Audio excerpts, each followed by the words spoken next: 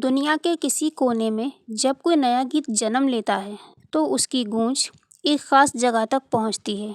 Diamond संगीत castle ये महल जादू से नहीं, मौसीकी की सांसों से ज़िंदा है। और जब भी कोई नया सुर बनाया जाता है, महल की दीवार पर एक नया चमकता डायमंड उगाता है, जैसे संगीत ने अपना नाम लिख दिया है। और उस कैसल में रहती थीं संगीत की 3 रानियाँ। आसमां के नजारे, ज़मीं के सितारे। रानी मिलोडा नरम दिल सच्चे सुरों वाली, रानी आर्या व वक़ार ज़हीन साज़ों की माहिर, रानी सुरीना खूबसूरत मगर आँखों में हल्की सी खुद पसंदी। और उनके साथ रहती थी प्रेलीरा, जो उनकी शागिर्द थी और एक काबिल म्यूजिशियन थी। तुम्हारा लिबास बहुत खूबसूरत है। शुक्रिया। इसके पर देखो, वो चमक रही है। रानी सुरीना, जो उस महल की अकेली मालकिन बनना चाहती थी, एक दिन वो हसद के मारे दोनों मलिकाओं से झगड़ा करने लगी और फिर अपने शैतानी इरादे लेकर महल को छोड़कर अंधेरी गार में जा बसी। पहाड़ों के पार बादलों में लिपटी हुई पुरअसरार गार। वहाँ पहुँचकर लालची मलका सरीना के दिल में बस एक ही बात गूंज रही थी। अकेली संगीत की मलका बनूंगी, डायमंड कैसल पर मेरा ही हुक्म चलेगा। अब कोई साथ हो या ना हो, मैं नहीं रुकने वाली। गार के अंधेरे में नीली शोलों वाली आग रोशन हुई। सियाह हवा में तैरती किताबें, टूटे साजों की चीख और शैतानी सरगम फैल गई। सरीना ने काले जादू का हर मंत्र सीखा और उसका हथियार भी बदलकर सिया थरकते हुए जादू में ढल गया। महल की दोनों नेक मलिका सरीना के बदलते दिल को महसूस कर चुकी थीं। रानी मिलोडा ने लरजती आवाज में कहा, वो आ रही है और वो पहले जैसी नहीं रही। महल को और अपने जादुई साजों को छुपाना होगा।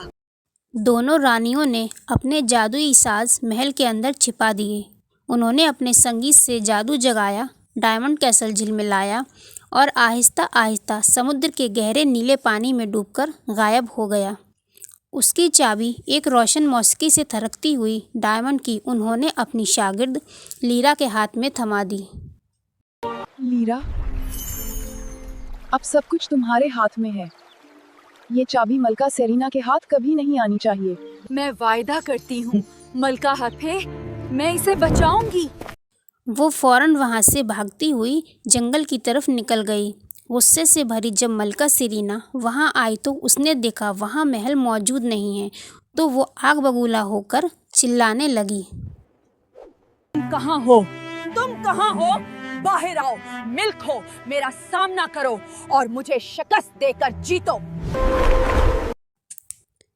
दोनों परियां उसे समझाने के लिए सरीना, बाहर निकली। हम अब भी तुम्हारी बहनें हैं।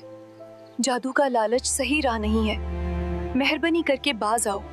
बस, चाबी कहाँ है? बोलो। डायमंड कैसल तभी चमकता है जब दिल साफ हो। तुम इसे ताकत से नहीं ले सकती। चुप करो। तुम दोनों में डायमंड कैसल और संगीत की तमाम ताकतें हासिल करके रहूंगी। इतना कहते ही मलिका सेरीना ने अपना जादुई गिटार बजाना शुरू किया और देखते ही देखते धुएं ने दोनों मलिकाओं को पत्थर का बना दिया। मलिका सेरीना दोनों पत्थर की मूर्तियों को लेकर अपनी अंधेरी गार में चली गई और उसने अपने ड्रैगन्स को हुक्म दिया कि वो लीरा को पकड़कर उसके सामने लाएं ताकि वो उससे जादुई चाबी ले सके। लीरा जंगल में तेजी से भाग रही थी और पत्ते उसके पैरों के नीचे चिरचिरा रहे थे और सांस बेकाबू हो रही थी।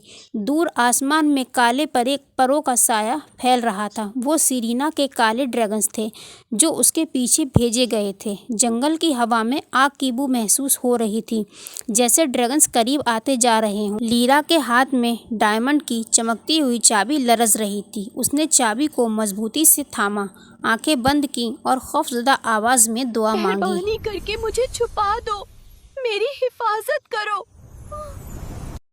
चाबी में से एक चमकीली रोशनी भड़की। एक तेज झुमाके के साथ लीरा लम्हे भर में एक छोटी सी प्यारी सी गुड़िया में बदल गई।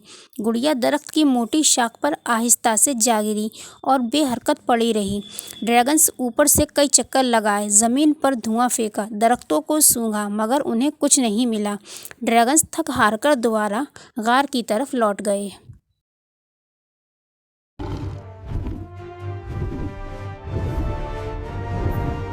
मलिका, लीरा नहीं मिली। वो गायब हो गई है।